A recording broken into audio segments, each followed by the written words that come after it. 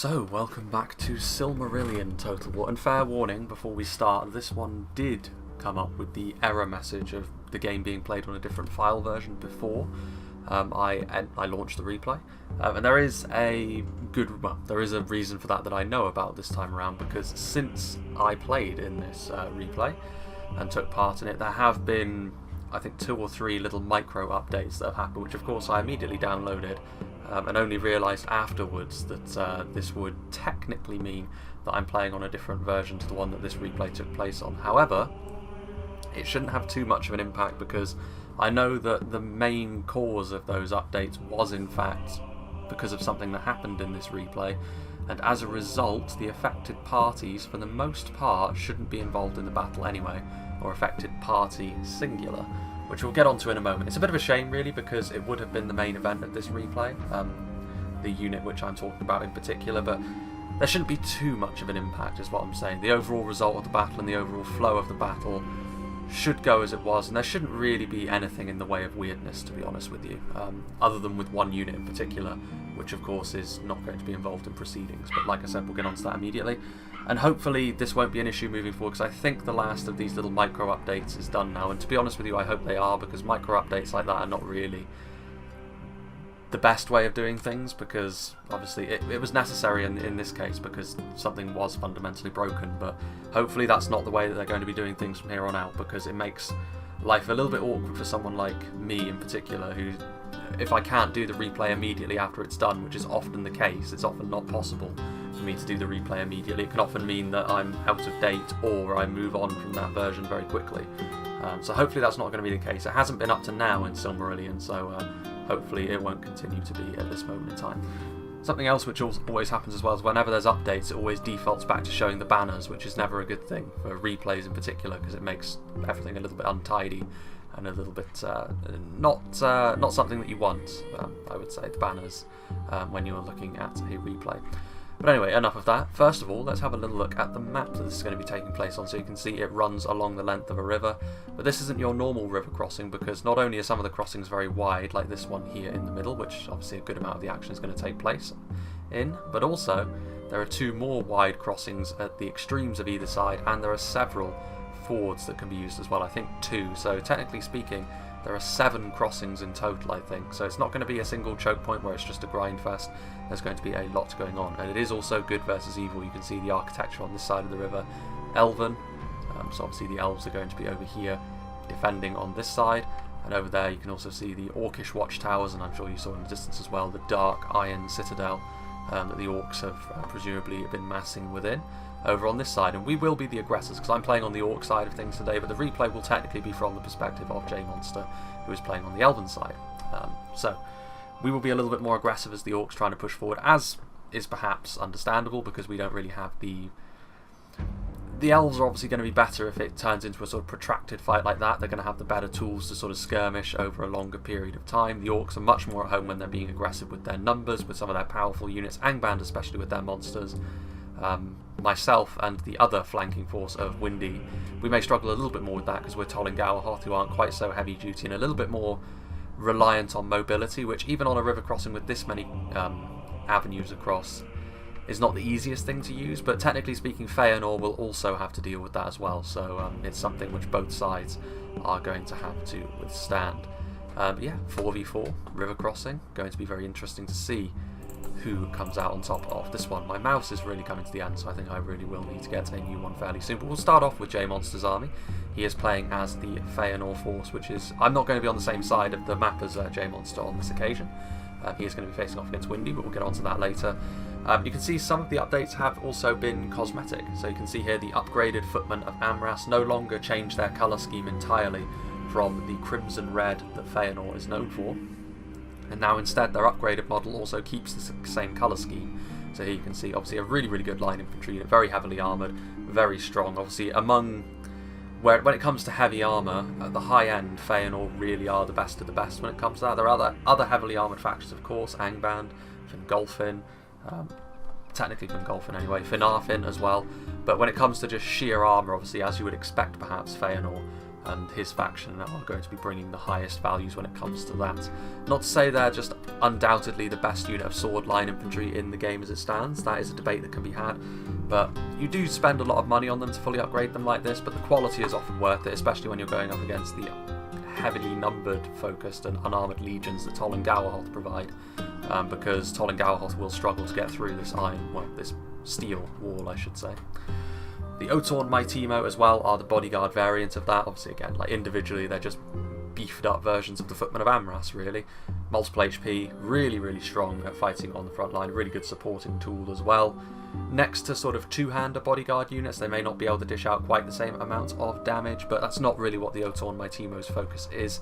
They're really here to just sit in the middle of the line and make Feanor an even tougher proposition to try and break through the front of. And they are going to be backed up by some Huntsmen of Nargothrond, so some of the Edain are going to be marching with Feanor today. And you know, a decent archer unit. Again, their armour is not the strong suit really of the human units that the House of Feanor have at their disposal, so in terms of a skirmish fight it would be quite interesting. So they are obviously going to be slightly the better archers, well, I say slightly, noticeably the better archers when you compare them to sort of the low tier of Tol and Gaurhoth, but there are more Tol and Gaurhoth archers, and the armour of the Huntsmen of Nargothrond is such that even the low quality Hishtbuk crowds they're going to be skirmishing with should be able to get some kills on them, so it is an interesting thing. But the Huntsmen of Nargothrond, I can see why J Monster would pick them against Tol and Gaurhoth, because in spite of that, the fact that they are two-handed spears in melee means that if he does get overrun with wargs, his skirmish line is not utterly defenceless against the charges that Tol and Gaurhoth could provide. You can also see over here the new mounted, the new mounts for the House of Feanor as well. The Hunters of Kelagorm, so the heavy lancers. They aren't the knights, but the heavy lancers obviously going to be really strong. As long as they get good charges off into the wargs as well, they can be very effective actually. It's really all about how the engagements take place, because technically speaking the Feanor Cav and the Tol and Gaurhoth Cav both have bonuses against one another, so it's really how you set up the engagement. I think if things get bogged down and sort of spread out and a bit chaotic, it will favour Tol and Gaurhoth because of their numbers and because of how savage the wargs are up close, especially the higher tier ones.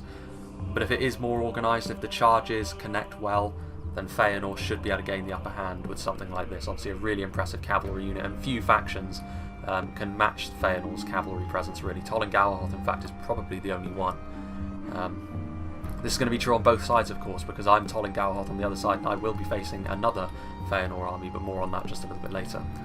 Defenders of Aglon with the armour upgrades as well. This is something that Tol and Gaurhoth will really struggle against, to be honest with you. The high damage and high melee defense on something like this is going to carve through large portions of their infantry. Even the better units like the Gijak Skaraz will struggle in the long haul, I think, against a unit that has as much damage and melee defense as something like the Defenders of Aglon. Yes, there's some AP to be had for the Gijak Skaraz, but again, it's going to come down to how the engagement shapes up really. Feanor will want it to be organised and they'll want their quality to dictate. Tol and Gaurhoth will want the opposite, they'll want chaos. And back here we have the Accursed of Alkalonde, the legendary company that Feanor have at their disposal. Obviously it's a souped up version of the Defenders of Aglon, but really the main thing with the Accursed of Alkalonde is the fact that they cannot be staggered. So they have the relentless trait basically, where they can just tank through hits and continue to swing as they would, which makes them really devastating against units that heavy swordsmen are normally strong against. It means the Accursed of Alkalonde are just orders of magnitude better than that even. They're very expensive, you pay as much for them as you would for a normal bodyguard tier unit, but if you use them correctly, the amount of kills they can get is extreme. But of course they do have all the same weaknesses as a normal heavily armoured swordsman has, which cavalry charges can do them in, so they'll need to be careful of the wargs. But also prolonged archer fire can have an impact as well because of their lack of a shield. More Hunters of Kelagorm there. Again, I just want to get a good look at a lot of these sort of new models. Not a new model for the Mounted Company of Karufin. Mounted Javelins can be really useful against the wargs, to be fair, but they do need to get into the danger zone to do so. To be fair, they can still look after themselves in melee against especially the lower tier wargs also. But obviously you really want to be using your Javelins first and foremost. That's the whole reason why you would bring them instead of some of the other options that Feanor have. Another unit of them there. And you can see there's also a catapult up on this little hillside as well. Interesting to not see the Rogue Quenny over in this army. They're very expensive though, and he instead decided to go for a more balanced cavalry force and a little bit more strength on his front line to try and stop the forward momentum of Tol and Gaurhoth, which I actually kind of agree with in a situation like this. You can either be aggressive or defensive, and I think being defensive is actually the right way to do things here. Melkor is playing as the House of Finarfin. He's got some Stalkers of Tor and Faroth here, so they are just sort of skulking around in the trees, waiting over near these crossings over here to stop any advances. And there is another unit over here which we can't see, but I would imagine it's probably another unit of Stalkers, to be honest with you, if they're hidden in plain sight. Yes, indeed it is. So they're going to be waiting for a bit of the Angband support to come across the river over here. But the main army of Finarfin, of course, especially when they're on the defence in a situation like this, where they can really organise their army, they're really very difficult to break down, even for a faction with as much brute force as Angband. Some Wardens of Nargothrond, the heavy spears of Finarfin, one of the main events really in their army, because not only are they really strong, heavily armoured spears capable of holding the line, but they're also AP. So think the Citadel Guard over in Reforged, or something like the what are they called now? The Númenórean Shield Guard, that's it. I was about to call them the Romena then, but that's the old name for them. But something like that. So they are spears, but the AP means they can still be pretty devastating, honestly, at dealing damage to the right foes. And Angband definitely count among that because of their reliance on their heavy black iron armour. But of course, the main thing that Finarfin I think is known for at this stage in the game's development is the Bridge Wards of Nargothrond, because they are by far and away the strongest pike in the game, one of only two. And this allows them to hold the line better than pretty much any other faction really. Pikes in Medieval 2 across the board are just very strong, to be honest with you. Now Angband do have the tools to take them on with stuff like the Valor Aukar, the Troll Guard of Gothmog. However, obviously, it's not quite so simple to get one-on-one engagements like that. If you're doing your job as Finarfin, the pikes are going to be backed up by all of your other supporting tools as well. So it's going to be tough for Angband to force their way through Finarfin. It can be done. It's an interesting matchup. Again, one of the more interesting matchups in the game, actually, I think, because of the extreme attack and extreme defence mantra that both of them seem to roll with, and they both have strengths against one another, much like Gaurhoth and Feanor. But we shall see how it goes here. Finarfin definitely have what they want in the sense that they have a nice defensive position to take up. Swordsmen of Talath Dyrnin, non-AP javelins with the bigger version of the unit, but obviously line infantry with some javelins first and foremost. Nice mix there, gives them a bit of range damage dealing before they then muck in melee. Marksman of Nargothrond as well, obviously really strong archers at range. They're the split shots, so they should be able to do some good damage to Angband as they come to the approach. Sartor Finderato, the bodyguard spears, I don't believe they're AP in melee, but of course what they lack in terms of that compared to their sort of lower tier brethren in the Wardens really, is the fact that they're multiple HP, their stats in general are just extremely tanky.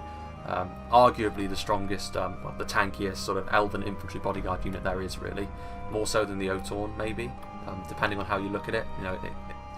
It's an interesting debate that could be had, I think, because the Sartor spears in general just do a little bit better when they're on the defence because of how spears act in Medieval 2. But the Otorn, of course, have got their own strengths. Arqueni Mor Magilwa, the Knights of the Black Sword, one of the few out-and-out offensive units in the Finarfin roster, and there are only 43 of them, so they're in short supply, but individually, of course, they're extremely strong. One of the best defences against trolls that they have as well. There's more Swordsmen of Talath Dyrnin in there as well. His ally over on this side, we have Safi playing as the House of Fingolfin. A very strong faction indeed, very nice synergy I think with Finarfin, to be honest with you, because all the damage Finarfin lack, Fingolfin have in spades because they have a lot of swordsmen, including the Blade Masters of Barad Ithel. Definitely a good accompaniment to the spears that Finarfin have at their disposal. Nice heavy swordsmen. They've also got the Herdsmen of Hithlum in behind. Decent archers, not a lot of ammunition, but then they pull out a two-handed axe in melee, so obviously they've got some good stuff going for them there. On the front line, we've got some Fiercemen of Dor Lomin backed up by some Sentries of Hithlum, so they're the other pike unit in the game. Nowhere near as strong as the Bridge Wards of Nargothrond, but just the fact that they're pikes means that Fingolfin are really good at holding the line as well, and they do it for cheaper as well. It gives Fingolfin the ability to spend money elsewhere, which perhaps makes them more balanced than Finarfin, even if Finarfin have the edge when they're being more defensive. The Fiercemen are the lowest tier of Fingolfin unit, they're just a basic unit of spears. And even as the lowest tier unit, they still look very nice, so it gives you an idea of the elven quality, albeit these are of course human units outfitted by their allies. But a decent unit of spears, obviously nice on the flanks, they're good against mounted units, but for the most part they're just here to bulk out the line. The Armatar of Barad Ithel, they're sort of a morale boosting unit on the front line. There aren't as many of them as other units of line infantry, but they act as a nice supporting tool. It's always good to have them around because of that. Having supporting tools is very important in a mod like this, where, especially with sort of the fear-causing effects that Angband can bring to the table, it'll keep these humans in line a little bit more. The Arimo Arantar, the Elven bodyguard unit that Fingolfin have at their disposal, the more defensive of the two, but we're going to be seeing both in action today. Really, really strong on the defences. Again, another one of those Elven bodyguard units which is extremely difficult to wear down. So again, Angband going to have their work cut out for them. More herdsmen. This, meanwhile, is the more damage focused of the two. We can see back here that isn't Huron himself, I think. I'm not sure. I don't think his model is actually in the game as of yet, but these are the sons of Huron. As far as infantry goes, they have the biggest charge bonus of any in the game by far. They are an utterly devastating unit of infantry if they are used correctly. They still have all of the same weaknesses as any shock infantry have, and more specifically heavy axemen have. So, anything that is good against heavy axemen is going to be good against the Sons of Huron, but do be careful, because if you leave yourself open to a charge from them, it's honestly akin to seeing a unit of cavalry charge in. Like, they can do so much damage, and then once they're in melee as well, once those axes start swinging, if you're reliant on armour, you're going to be falling very quickly. Marines of Vinyamar, so just some basic javelins there and some more blade masters of Beredaethel. Marksman of Beredaethel as well. There's nothing special about the Marksman of Beredaethel, I don't think. I think they're just sort of the heavy elven archer, which does mean, of course, that in terms of a skirmish fight, they should be just fine against Angband. Try and pick up the pace a little bit here, because I know that I'm dragging a little bit, but there's a lot to talk about really with Silmarillion because of how it's constantly shifting. Marksman of Beredaethel and Sentries of Hithlum are over here as well, sort of blocking more of the Angband support as well as some more Marines. And finally we have King Amar, who's playing as the other Feanor army. He too has got some Accursed of Alkalonde. He too has got upgraded Defenders of Aglon. Some Footmen of Amras, albeit they don't have the armour upgrade, so he didn't have the money to do that. Even so, against Gaurhoth infantry, they're going to be more than sufficient really to block most of them. And indeed over here we actually have some Footmen of Amras as well. Interesting to see actually that they do still have this model in the game, so I guess it's 2 levels of armour upgrade. I wasn't actually made aware of that. I thought they'd just changed it completely, but I guess there they are. So they do have some upgrades on some of their footmen. The Archers of Amrod as well, so he's gone for the heavier archer that Feanor have, so there's no danger of him being out skirmish, but they don't have the utility of being spearmen in melee like the ones J-Monster has gone for. More of them over there, so 2 units very easily going to be able to defeat Gaurhoth in a skirmish, especially considering what I've brought to the field today. Otorn, my Teemo, up on the hill, and I know for a fact he's got some cavalry over on this side of things, including the mighty Roqueni Magloro, the only unit of Lance Knights in the game, probably the single scariest unit of cavalry in the game at the moment, to be honest with you. I think the Thrangshik are a little bit more well-rounded, but when it comes to just outright doing damage, I think the Roqueni have definitely got the edge there, because the charge is just so devastating. He's got some Hunters of Caligorm over here also. Some Shield Bearers of Helavorn just over on this side in the wider section to help out against any potential warg action as well. Speaking of which, we have my army. I'm playing, of course, as Gaurhoth. Like I said, I've got some History Book Krau's Howlers, got a couple of units of them. They're really just here because they're locked morale, and it gives me a sort of meat shield to have on the front line, and it allows me to sort of feel my way into the engagement a little bit without the danger of my front line completely collapsing as I do so. Also, it means that if I friendly fire with my artillery, which we'll get onto in a moment, they won't run away. Obviously weak to arrow fire, they're weak to charges as well, but they can do some damage, especially if they do end up in battle against the shield bearers. They can actually have a bit of an impact. A couple of units of Scarahai trappers, so they've got a few hand-thrown missiles that we can use as well, try and wear down Feanor a little bit. Feanor have got a lot of shields, which does make the work of units like this a little bit harder, but as a supporting tool, like, I can also throw them into melee afterwards as well. I was never going to win based on quality, so we're going to have to do quantity and sort of quality of support as well. Speaking of which, got some Hishtbuk Kraz, Zagula Klab, 2 Javelin cavalry units. Very important for me this, because I'm going to need to try and wear down the cavalry, the high quality cavalry that he has. But if needs must, I can also use my javelins against infantry as well. I've of course brought the Thrangshik Wolfborn, which are sort of the closest thing that we have to knights. They are technically knights really. Very closely matched with the Roqueni. Like I said, I think the Roqueni are the better damage dealers, but I think the Thrangshik are the more well-rounded unit, because of course they are wargs with all of the benefits and weaknesses that entails. Very important unit for me though. Getting in behind with my cavalry is almost a necessity here really, because if it comes down to a grind fight on the river, I will of course lose. I've got some Laugskaraz Zagula Klab as well. They're sort of just a detachment of them, so just some lighter wargs. And I do also have another unit somewhere around here, do I not? I have the Vityar somewhere, which are, they might be hidden in the trees. In fact, I think they probably are. But the legendary company for Gaurhoth, sort of a boosted version of their regular heavy wargs, which are really, really good off the charge. So again, necessary for me to get in behind the enemy lines with them. Scarahide Blood Drinkers over here as well, AP. Very necessary against Feanor. It's the only way I'm going to really do any damage to them. I've got my Mangonel in position, ready to go. We'll have to wait and see if I can get to a good place to fire, though. The Mangonel can be a fickle beast. I've got some Ash Priests hidden in the woods as well. And then over here I've got my heavier units. It was a no-brainer to bring the Gijak Scaraz on this occasion. We're going to be moving across a river. We're going to be getting shot. And the Gijak Scaraz are the heaviest units that Tol and Gaurhoth can bring. Good shields, good armour as far as they're concerned as well. So definitely the way to go. A couple of units of the Chosen, the heavy spears. But more importantly, I think, a couple of units of the Wolf Guard, which are AP. An absolute no-brainer when you're facing Feanor. And another unit of Howlers as well. And I've also got a couple of units of the low-tier Hishtbuk Hunters, the Archers as well, just so that I can occupy some of their Archers in a ranged fight if needs be, or if I can get some kills on their infantry, all the better. Then we have Steward of Dale playing as the Realm of Angband. He's got some Wolf Riders, so a little bit more cavalry at our disposal. We'll see if we can make use of these walls, or technically Caragors that the Wolf Riders of Angband are using, because if we can get in behind them, that's where we can do some damage. He's got some Wretches helping us out. He's got some Ironshod Reavers with the armour upgrade, so Angband are not wanting for armour in the same way that my faction today is. The Reavers are a little bit less defensive than the Legion, which we will be seeing later. But they can do some damage. Whether they can do so against the heavily armoured troops from Feanor, we'll have to wait and see. Spear Guard of the Iron Crown, pretty much their version of the Gijak Scaraz Chosen, only better because that's what Angband are good at, they're heavily armoured infantry. And he's also got the Uroloki over here with me as well, so I'm very lucky that he's decided to commit one of his monstrous units over here, because whether it's the Fiery Breath or whether it's just rolling through the line with their sheer mass and force of power, we should be able to do some good things there. He's got his Valor Alcar in the middle as well as his Troll Guard of Gothmog, so he's got his monstrous units as well. He's got some Ironshod Legionnaires on the front with some Ironshod Halberdiers. The Halberdiers will be useful as long as they aren't bogged down by the pikes. AP Phalanx, of course. Ironshod Ravagers with an armour upgrade as well, so he's definitely trying to sort of pack on the defence, try and make the approach as pain-free as possible before getting into melee. Unshielded though, the Ravagers, so they're still going to suffer damage. More Spear Guard over here. He's got some Thralls of Angband just to try and tie up some of their archers, as well as some Wretches, so some cheap units there. And then we start to move into his ally as well, Y2K86 Ironshod Halberdiers. I hope they're not going to move forward first. Even with the armour upgrade, they'll be shredded by the split shots from the Nargothrond Marksmen.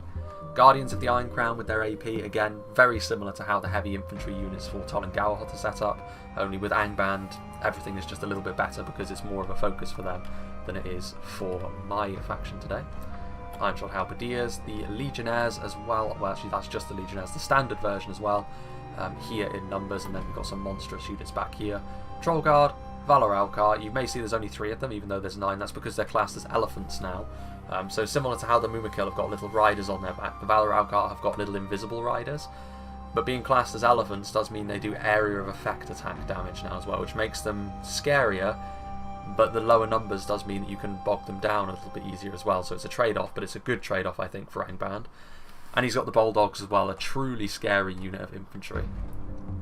Very, very tough to bring down, and also locked morale, and it confers a big morale boost to the units around them also, as well as the Valor Alcar doing that. Wolf Riders here also. Getting to the end now, guys, I promise there's just a lot to talk about. Wolf Riders of Angband as well. We've got some Spear Guard of the Iron Crown over here, some Wretches, so just more of a token force over here, but it will give them something to think about. I think going through the middle will be tough for us. I think trying to use some mobility on the sides will be the way forwards. And Windy, he's gone for some Gijak Scaraz Chosen as well, so heavy spears, nice to see. Got some Hishtbuk Howlers in there. He's gone for some Scarahide Trappers as well. You can see here he's got the Ash Priests, similar to how I have, but they're hidden in the trees for me. Obviously devastating ranged attacks, as well as being really strong in melee. Not as strong in melee as the Sons of Huron, but they do have the Relentless trait where they don't get staggered. And also they have that missile attack as well, so the debate can be had between the two units, to be honest with you. Gijak Scaraz Wolf Guard over here. Hishtbuk Howlers, there's some Scarahide Longfangs back here, which are more of a standard unit, which can be used. They do have a ranged attack as well. Scarahide Blood Drinkers, again, AP, very, very important. We also have some Frankshick Wolfborn, a unit of Hidden Wargs, I would assume, in there, and then some Laug Skaraz and Hishtbuk over here as well. So similar cav setup to me. There is one more thing, but I would say don't get your hopes up for this, because this is the unit that bugged out, which is unfortunate. It's this shape over here, which as we get closer it will become very apparent who this is. The man himself, Sauron, Lord of Wolves. He is a unit that's in the game, and as of now he actually does work, but as of this battle he wasn't working properly. He will actually work as intended in this battle now because the patch has taken effect. But effectively what happens is, in order to make him work, you see there's a 3 here even though there's only 1. It's because he does have riders, because he is classed as an elephant as well, so he did have like a little guy that was sort of hidden underground, which is still technically the case, but as this map is at sea level, in this map, as it happened, when he went to cross the river, he instantly died because his rider went under the waterline, which of course in Medieval 2 is instant death. That isn't the case anymore. He has been fixed, and he will technically be fixed in this replay as well, but what will happen, I imagine, in fact what I know will happen because I watched the replay up to the point where he died, is he will go to the middle of the river and then he will stand still, and he's far away from the action as well, so he won't be having an impact today, which is a shame. Very expensive asset for us not to have at our disposal. So we are already running at a bit of a disadvantage, and it's unfortunate because this battle was meant to showcase him. But nonetheless, it's something to look forward to in future replays. Sauron is in the game and he does work, and he doesn't cause the game to crash either, and he is very impressive as well. Extremely expensive, I think the single most expensive unit in the game, but it's a good sign of what's to come, to be honest with you. So, without further ado, let's begin. So the first steps are likely to be quite tentative, certainly from the elven side of things, because all they really need to do is set up into a nice position where they can hold, get organised, and hope that their quality can do the rest. Whereas for us as the orcs, it's going to be a little bit more interesting. You can see that the first volley here of the catapult from Feanor comes forward. You can see there the Vorbak Gadjutar, which are the legendary company for Gaurhoth. You can see there with their nasty looking hooked sword. So I have a unit of them also over in my cavalry force as the catapult continues to move in. The Hishtbuk do move forward, however.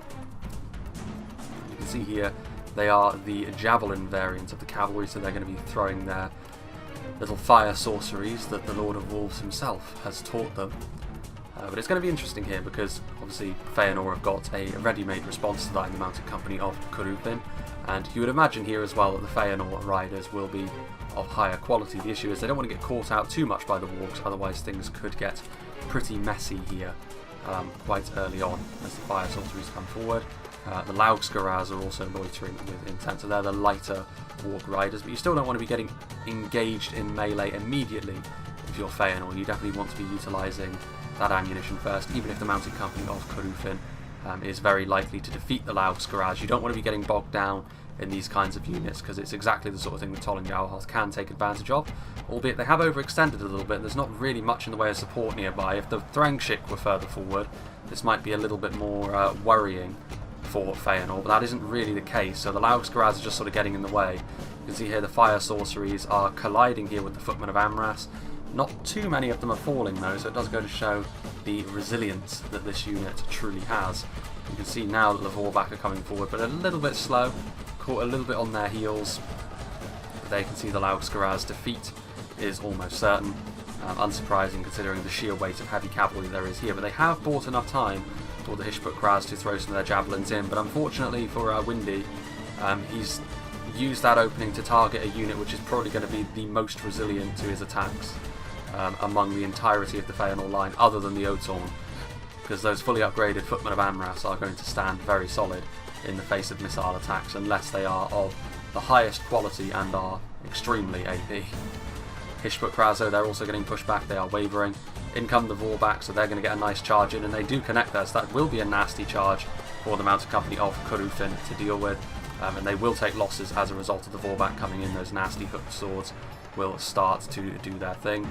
Meanwhile, as we have a little look over here, you can see a steady advance from Angband. They can't really afford to charge in too recklessly because they will be charging right into the welcoming arms of a combined Finarfin-Fingolfin defence, which is a truly scary thing to behold.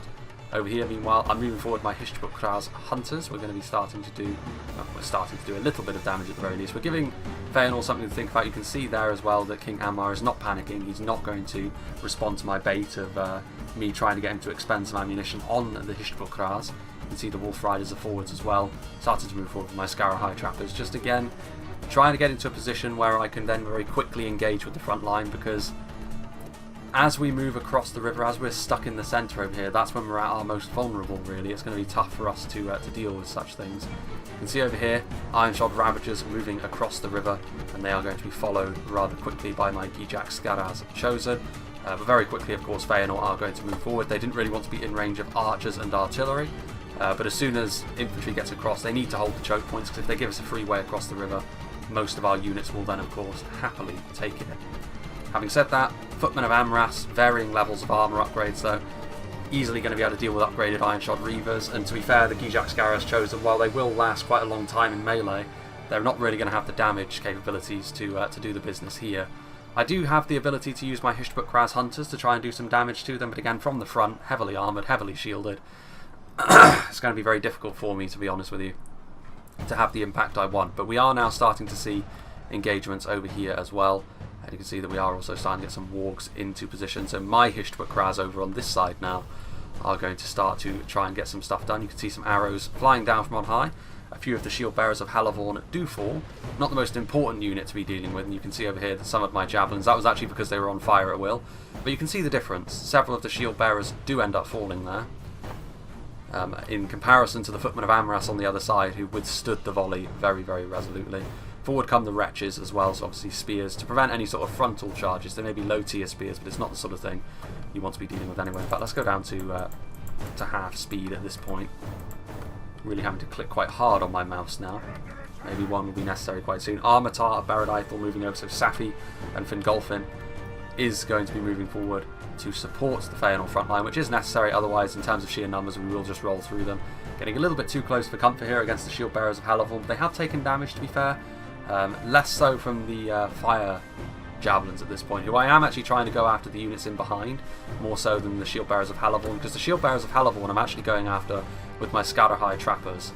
And there you can see that a burst from the mangonel does take place, and actually that was a pretty nice hit as well, and that fire will persist, so a good amount of damage done there, but it's kind of difficult for me to get the mangonel to shoot. I mean, it did manage to get a shot off there, but getting into a position where I'm not just going to grill my own men and my allies' men is somewhat difficult. You can see actually there immediately the Ironshod Reavers do break as a result of that, which is unfortunate, but it does mean we're doing damage to the footmen, which we otherwise would not have been doing. Meanwhile, the infantry engagement is also underway over here. You can see that Y2K's wretches immediately break. They move forward without support, which is a bit of a no-no, especially Hishtbuk-Kraz Warband moving forward. Yes, these are the units you want in front taking the damage, but if they're completely without support, they'll break so quickly under the weight of Feanor cavalry and Feanor heavy infantry.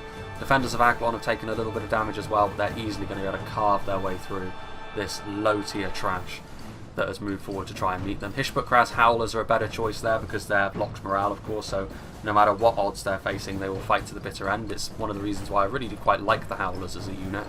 It definitely gives you a nice option. The Gijak Skaraz Wolfguard are over here fighting with some of them on the front line. They're going up against the Footmen of Amras. Those nasty rusted maces are going to have an impact. They are going to do some armour-piercing damage to them, but ultimately they are outmatched in terms of quality, so some support is going to be necessary. Scarahai Trappers and Longfangs could provide that perhaps.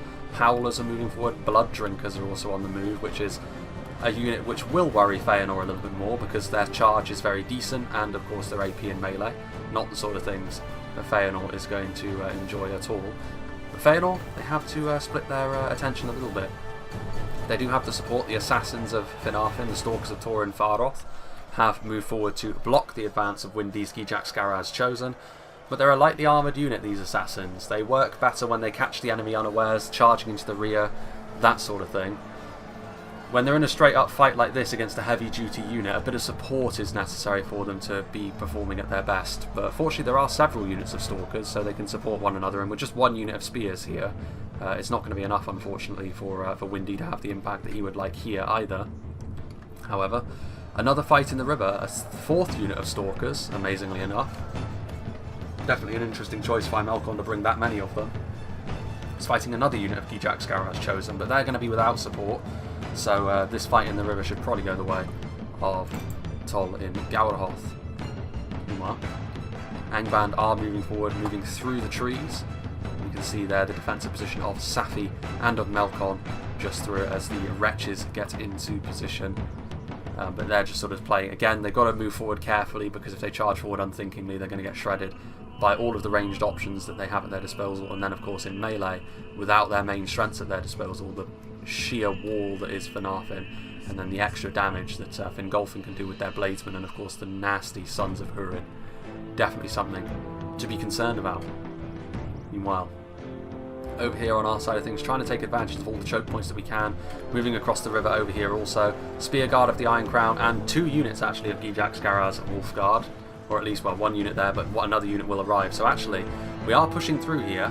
I think Steward of Dale was trying to push through with his spears, but ultimately we're actually probably better off just sitting in melee here, because we will be gaining the upper hand. The Footmen of Amras are scary, but with these numbers and with the AP of my units here, we will be just fine, to be honest with you.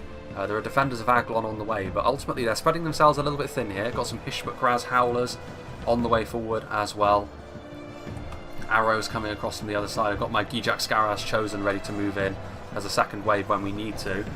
We're obviously losing this fight, but we're losing it in the best way possible, because we're making them pay for it, even though in terms of sheer quality they are so much better than we are.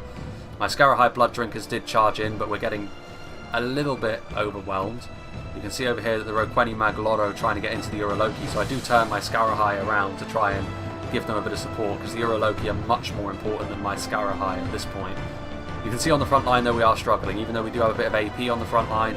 It is tough, but we have broken through over here. The Uroloki, actually something we did miss, the Uroloki were over here at one point, and we have managed to break through, which is very important for us, because it means it gives us the opportunity to use our cavalry. The Hishbuk-Raz are on the way forward. You can see there 7 of them are getting into the Hunters of Callagorn, but more importantly my Thrangshik are on the way forward.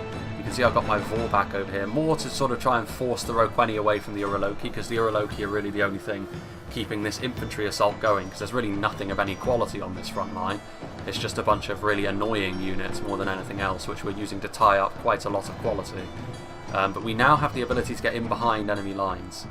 Hishbuk-Raz are over here in numbers, and numbers are my best friend here, because the Hunters of Callagorn are starting to look very outnumbered. The Wretches of Angband are over here trying to finish off the Armatar and the Vinyamar Marines, and in the numbers that they're in, they should be able to manage that. The Uroloki just ploughing through this host from Feanor and Fingolfin. They're going to be able to make us pay for this, but to be honest with you, again, Hishbuk-Raz Hunters being committed to melee, none of this is our quality stuff other than our mounted units. What they really want to be doing is focusing down the mounted units. The Marksmen of Bered Ithel are up here firing into the front line, but if they're not going for the wargs, then they're targeting the wrong thing, to be honest with you. Over here, in come my second unit of Gijax Garaz chosen, and you can definitely see over here that it's we are still losing, but we're continuing the assault. We need to make sure that all 3 of these choke points are still being pressured as our wargs do the business. Over here, meanwhile, kind of a similar thing, only unlike myself, who has the advantage of the Uroloki giving me a bit of a hand. That's not true for Windy, and you can kind of see the difference that is making, to be honest with you, because as a result, he is not having quite the same level of impact. The Huntsman of Thargalion still not being engaged in melee. The Accursed of Alkalonde trying to get out of range of the Hishbuk-Raz Hunters, which is definitely the right thing to do. There's still a lot actually back there, including some Angband Wolf Riders, some Spear Guard of the Iron Crown, but more is needed on the front line, because in terms of sheer quality, ultimately Tol and Gaurhoth are going to continue to struggle mightily. Like Scarahai Longfangs against fully upgraded Footmen of Amras, not going to go the way of Tol and Gaurhoth. That they have managed to get these defenders of Aglon kind of surrounded, but the unit quality, I would still, I mean, they're going to do a lot of damage, but the defenders of Aglon probably will end up losing this, to be honest with you. The AP from the Scarahai Blood Drinkers, the fact that the Hishbuk-Raz Howlers aren't going to rout anytime soon, means they will be taking consistent damage, but support may very well be on the way at some stage. There's cavalry still littering the field. As you can see here, obviously concentration of force, the quality the Feanor have at their disposal, very, very high indeed. Over here, meanwhile, you can see that the assassins, the stalkers of Thorin Faroth from the House of Finarfin, completely surrounding these Gijax Garaz chosen, who will take some killing. Again, among the Tol and Gaurhoth units, they are definitely the most resilient among the sort of regular units they have at their disposal. But ultimately, these daggers will be slitting orc throats today. It's actually as well interesting to see some trolls over here who probably should be committed soon, because that would really get rid of the stalkers of Thorin Faroth very quickly. Because over here, of course, the fight is certainly favouring the spearmen here in the middle. Still just sort of waiting, biding their time here in this central avenue of attack. In fact, let's go back up to 1 speed at this point in time. But yeah, Steward of Dale and anything that Y2K has over here as well. They have sent support over to both flanks, however, so they're not going to be at their full strength. Time will tell whether what they've committed to help myself and Windy on the sides is worthwhile or not. In come the Vorback, trying to charge in, trying to deal with the defenders of Angband, because of course wretches don't stand a chance against them. More importantly as well, there's more support on the front line now as well from the accursed of Alcalonde. Well, they've actually been here for quite some time actually, but you know, they've taken damage. But yeah, it's a really hard unit for us to beat, especially with the trash units we're working with infantry-wise. So I'm trying to charge into them to do the damage that way. Fortunately, however, the numbers we have at our disposal has been enough to win us the battle over here, more or less. There are still some footmen of Amras, there are still some defenders of Aglon over here doing their thing, but even with reinforcements actually, the sheer amount of Wolfguard I had over here with the AP was actually enough to give us the angle we needed. I've also got my Ash Priests over on the other side. I'm not quite sure what to do with them yet because there's still archers up and about, and if I commit them too soon, they're obviously going to all focus my Ash Priests down, which is the last thing we want to be doing, or want to be seeing. Still pikes on the front line, but actually struggling a little bit more. They need support on this front line at this point, because in terms of sheer numbers, again, Gijak Scaras Chosen arriving, Hishbut Kraz Hishbut Kraz Howlers, I should say, refusing to rout, so they're just going to stick around until they die. The Uraloki taking a charge there. Well, actually, I think they just walked into them, because they didn't really connect with that very well. There's one of the Uraloki has died, but yeah, the Hunters of Calagorn moving off. You can see as well, actually, that the Thrangshik Wolfborn, I'm continuing to sort of cycle charge in and out, but I do need to be careful, because if I choose the wrong engagement, I'm obviously going to take a lot of damage. So my Thrangshik are in behind enemy lines. I've also got my Vorback over here, who are just sort of waiting around. I'm going to move backwards to sort of consolidate, we'll say. Because I need to be careful, because if my walks get bogged down in melee, we're going to be in real trouble. Accursed of Alcalonde, charging into melee with the Hishbut Kraz Hunters. You can see that all of our infantry pretty much is being dumpstered at this point, which obviously is not good for us. We don't know what that frame drop was all about. But in come the Uraloki, they're going to charge into the back of this infantry of Well, they were thinking about it for a second, and then they didn't. The Spear Guard of the Iron Crown, they were turning around, I think, to try and meet the charge of the Roqueni, but by turning their backs, they're going to be opening themselves up to damage from the footmen. You can see in here the Roqueni charging into the backs of the Gijak Scaras Wolfguard, but they have taken damage as a result of their heroics, helping to hold down the front line in the wider choke points. They need to be careful once again, because off a charge they'll do tremendous damage to the Gijak Scaras, the Wolfguard anyway. But in melee, those maces will have an impact. And still, like, we're going to win over here, but it's going to be a heavily Pyrrhic victory over on this choke point, and we wanted something a little bit more, I have to say, for our efforts there. Yeah, this mouse is really coming to the end now, but a full engagement, a full charge forward here from the realm of Angband as they collide. Oof. That may be why, to be honest with you, we're seeing the dips in frame rate, because the split shot projectiles of the Marksman of Nargothrond are doing their thing, slicing into that Angband front line. We can't get close to that because the blood spray means it will crash.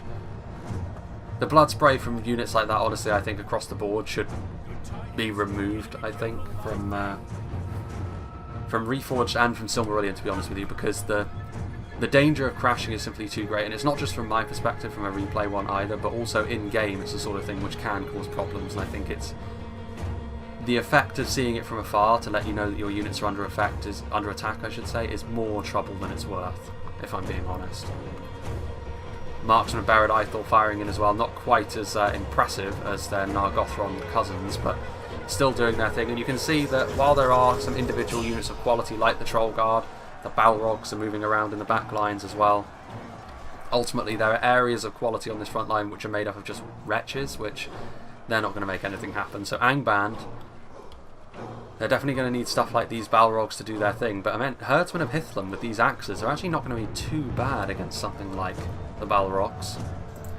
Meanwhile, again, if the mouse will listen to me, you can see over here that Windy, he's doing his best. Well, I say Windy, actually at this point it's mostly Angband, because most of the Gaurhoth forces, by the looks of things, are pretty much spent. Thrangshik Wolfborn are back here. You can see on this front line the Spearguard of the Iron Crown are moving forward. Actually not too shabby on this front line. Angband are actually making some inroads. Hishbut-Kraz Howlers. And Hishbut-Kraz Hunters as well. Accursed of Alkalonde are moving forward, but yeah, over here on this side, the Accursed of Alkalonde are just absolutely ripping through the units that they're facing off against. Some Wolf Riders are back there as well. You can see the Hishbut-Kraz Ash Priests fighting hard on the front line, but ultimately with the Otorn here and with support, they're strong, but ultimately they're not that strong. Meanwhile, a charge coming in from both units of cavalry here, but the Ash Priests are here on the front line, so I've committed forward mine now as well. They haven't actually gotten any volleys off just yet, but that's not really too much for concern, as they did take some damage off that charge, but this cavalry would do very well to avoid coming into contact with the Ash Priests in melee, as would pretty much anything over here. Even the defenders of Aglon aren't going to want to face them down, to be honest with you. The Uraloki coming in here, my Thrangshik as well. That should be enough, honestly, to break the archers of Amrod, or at the very least render them kind of useless. Support coming in for this front line now as well, though. So this front line where we were actually slowly wearing them down, that is going to change now with all the support coming over from the choke point where they won over there. You can see I'm continuing to just sort of push my mangonel around, trying to get an angle, but it's just not working for me. The perils of Medieval 2 artillery pieces in full effect. So we'll go back up to 1 speed now. Hishbut-Kraz Hunters and Howlers, and still my Gijax-Garaz fight on the front line, but quality-wise, especially with the Accursed of Alkalonde moving in there, we're in massive trouble. The Uraloki can try and come in, but I think there's only one of them remaining at this point. Some Spear Guard, perhaps. The Cavalry, trying to avoid them with my Thrangshik so I can get some good charges off first and foremost. Some of my Hishbut-Kraz Ash Priests are still there, but I'm trying to get them away, to be honest with you, from this one unit of Defenders of Aglon. I want to really try and get them away so I can utilise their projectiles, if at all possible. Over here, Valoralkar are doing their thing, and you can see actually here, there is the area of effect attacks. You can see them. You can actually hear the crunching as well of them attacking several units. But not only is it the herdsmen, but also the bodyguard tier unit, the Sartor Finderato, are back here. So I mean, the Balrogs should be able to do some decent damage over here to the units they're facing off against, but they are ultimately going to be worn down. Guardians of the Iron Crown actually pushing through this section of line rather impressively here from Angband. But you can see that the centre completely collapsed, and all it really is going to result in is the front line basically tilting in one direction. Over here, meanwhile, there is still some units over here actually, but again, I just think that the quality proposition here not going to be enough. You can see they're just continuing to move backwards. Still some Wolf Riders over there. Actually, interestingly enough, I think this is probably a unit. This unit of Wolf Riders is. We're starting to see some weirdness actually. Now that I notice this, there are certain units that are alive which probably shouldn't be, which is unfortunate. I thought that this replay, the impact on this replay would be limited more to Sauron just hanging out in the back end of the map. For the most part, this replay has played out exactly as it did, but there are certain individual units I'm noticing now, like this unit of Rogue 20, which are just sort of hanging out and probably shouldn't be there, because in reality they were probably dead. Sons of Huron over there. Marksman of Nargothrond moving into the back lines. This is more like what happened, to be honest with you. In the centre, Angband really did start to struggle as a result of them perhaps sending a little bit too much support to myself and Windy, because, I mean, we have kind of won over on our side here, myself and Steward of Dale. There is still a blob of infantry over here, but that's pretty much it, to be honest with you. There goes one of the Angband generals. This is pretty much it, though, for their resistance over here. We have technically come out on top. Some Shield Bearers of Helavorn are chasing us down, but for the most part, you can see Sentries of Hithlum as well. We're moving over to the centre now to try and give some support to our beleaguered Angband allies. My Thrangshik are on the way over. I've got some Gijax-Garaz Wolfguard. I've got my Ash Priests. I think as well, yes, this one Uraloki is over here as well. The one remaining from the Steward of Dale. He wants to steer well clear of the Sons of Huron, though. You'll scarcely find a better Monster Slayer unit, other than perhaps the Hishbut-Kraz Ash Priests, of course, but we would need some sort of Orcish civil war to test that hypothesis. Sartor Finderato doing their thing. And you can see now as well that some of these units over here are now starting to make their way back as well. Actually, no, those are routing units, Footmen of Amras routing off. Those aren't, however, Otor and Mightymo. So yeah, I think there are still a few units left standing over here. In fact, there's a lot of units left standing over here, which were dead in the actual replay. So yeah, like, I guess one of those micro updates did have a drastic impact on how this battle played out, which is unfortunate, to be honest with you. But again, like I said, like, I hope that micro updates are not the way that Silmarillion is going to apply these updates in the future, and I hope they do keep it to how they did in the past, of these like larger ones that weren't so often. Because I don't want to fall behind in terms of the updates. I want to be able to play when I'm asked and not have to go through a massive update process that takes at least half an hour. But yeah, hopefully micro updates are not the future for Silmarillion, because otherwise stuff like this is going to happen, because I can't record immediately after the battle is over. It's just not going to happen most of the time. And I also don't want to fall behind in terms of updates, but to be fair, in terms of percentages, it is pretty much how it worked out anyway. In terms of the overall outcome of the battle, it should be fairly clear at this point that the elves are going to have simply too much left in the tank for us to deal with, and that was how it worked out here as well. You can see that I charge in there to the Bladesman of Beredaethel. Some damage was done. The Curse of Alkalonde are moving backwards. Ajax Scarra's Wolfguard are sort of intermingling with them, that are getting in the way. A charge there into the Aimo Arantar. A very strong unit of sword and board infantry as well. Going to pull through them. Marksmen of Beredaethel are over here. Shield Bearers of Halavorn are here too. Arqueni Mormagilwa, who are going to get a charge, actually, interestingly enough. Which again is a bit different, because I did end up doing a lot of damage to the Arqueni in the battle, but it wasn't with my Threngshik, it was actually with my Mangonel. I don't know whether we're actually going to see that or not in the course of this battle. We'll have to wait and see on that front. But yeah, I mean, this was how it happened. It did devolve into a blob over here, in which the remnants of Fingolfin and Finarfin completely cannibalised Angband. You can see over here as well, Footmen of Amras are starting to rout. There were a few units left over here as well, in how it actually went. So yeah, my Mangonel is going to come over here, so it'll be interesting to see what the Mangonel actually hits and shoots on this occasion, because I did manage to get some decent hits with it last time. And these units are in a similar position, to be honest. My Gijak Scarras did end up falling. There goes my general at the hands of the Marines of Vinyamar, which again is accurate, because I was charging into this blob over here, but of course the fact that it contains pikes was somewhat detrimental to the health of my Threngshik as they continue to roam around. There are the Marksmen of Nargothrond as well. Quite a lot of the Stalkers found their way back over here after being victorious against those Gijak Scarras. Bridgewards of Nargothrond still alive, as you would expect in a fight like this where things go their way. Archers of Amrod. I did actually have my Hishtbuk-Kraz Ash Priests forward as well, but I think that was the last of them just dying there. They did get mobbed, and it was against some high quality units as well, including the Sons of Huron.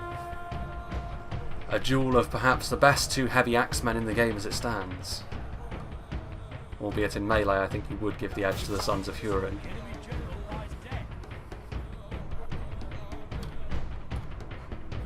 And what have we here? Celebrations for Finarfin. You can see that this is pretty much all she wrote for our army in the middle. And I do believe the last thing we have, really, not these Centuries of Hithlum, but I think the last thing is going to be this Mangonel, so let's get on with proceedings, shall we? These Footmen of Amras are routing from the front line. It's going to be interesting to see what this Mangonel actually does, because of the weirdness that this battle has given us thus far. It is firing at something. It will be able to get at least one volley off before the end of the battle, I think. Yes, there it goes. I think the firing arc of the Mangonel has been changed a little bit as well. In fact, there's a nice hit actually. In fact, a brutal hit on the Centuries of Hithlum, so that was actually probably a better hit than I got in the actual battle, to be honest with you. Albeit the hit I got in the actual battle was on the Arqueni. It wasn't quite as devastating as it was to those pikemen over there. That is going to be the end, and I think my Mangonel crew is going to rout momentarily. But obviously, it was a fairly comfortable victory for the elves in the end. I think it was 100 to 77%, so 23% is a significant margin. Actually got another volley off there with that mangonel, but they're going to rout very quickly. And I think based on the fact it was a desync, we won't see the kills, which is unfortunate. We'll have to see on that one. Yeah, it's unfortunate, but what are you going to do? I will say that of the orcs, I did end up getting the most kills, but I would credit most of that to Steward of Dale for making the gap in the line with the Uraloki for me to get good charges off with both my Vorback and my Thrangshik Wolfborn. That was what ultimately ended up doing quite a lot of the legwork for us. Angband really struggled in the middle as a result of the support they lent both sides. And as a result, through the middle, especially against Finarfin and Fingolfin, they struggled. What I will say is we were without the single most expensive asset on the field, which was, of course, Sauron. Sauron would have been really useful in this fight in the middle because he would have been tough to bring down. He would have done a lot of damage, and he would have maybe given Angband the shot in the arm they needed to not necessarily win this battle over here, but definitely do better than they would have done. And maybe in the actual battle that would have been enough for myself and what remained of Steward of Dale's army, battered and bruised as it was, to come around here and win. Because ultimately in the actual battle as well, I was able to get some volleys off with my Hishbuk into the blob that was over here, which unfortunately we didn't see in this battle, because I think the Hishbuk probably just went into the infantry because of the desync, which is a shame. But maybe that would have made the difference. But I will say that I think one of the MVPs in this battle in particular was the Accursed of Alcalonde, because on both flanks they ripped through Tol and Gaurhoth's infantry. They did an absolutely phenomenal job, sort of, again, just tanking through the damage that Tol and Gaurhoth can do in melee, and obviously dishing out that damage that high-tier heavy swordsmen can do, especially against Tol and Gaurhoth, who of course don't have the armour that their cousins from Angband have, which makes them a little bit sort of stouter against that kind of damage. Tol and Gaurhoth are very, very vulnerable to that. So yeah, I would say as a single unit, that was probably the most impressive unit on the field, if I'm being honest. But yeah, I think you'll probably see the fixed version of this replay on Pixelated Apollo's channel at some point, and you will also be able to see Sauron in action, because obviously that was the main purpose behind this battle in the first place, the fact that Sauron was added to the game, and he was working, they knew he was working, and he wasn't sort of mechanically causing any major problems. It was just unfortunate that due to the map being at sea level, some of the base mechanics of Medieval 2 scuppered him. But in the next Silmarillion replay I show, hopefully Sauron, we'll be able to show Sauron in his full glory, which will be interesting. Sort of the closest thing that Medieval 2 has to hero units, I suppose, and they do work, and it's not the same thing as it is in like Warhammer or Three Kingdoms or indeed Troy. It's a little bit different to that, I will say. It's definitely the sort of thing which can be more... It has counters, I'll just say that. We'll also, I think, be able to see pretty soon the next faction which is being added, which is the Haladin, which is the Northmen, essentially, the progenitors to them, which is quite interesting. I think they will be the only fully human faction in Silmarillion, which is quite interesting. But yeah, in spite of the weirdness, again, it's a little bit disappointing, to be honest with you, but hopefully that won't be an issue. Hopefully the micro updates that have been sort of dished out over the past week or so are a thing of the past, and that sort of reduces the chances of this happening to near zero again. But yeah, regardless, I hope you enjoyed this, and I hope you'll join me for whatever is next.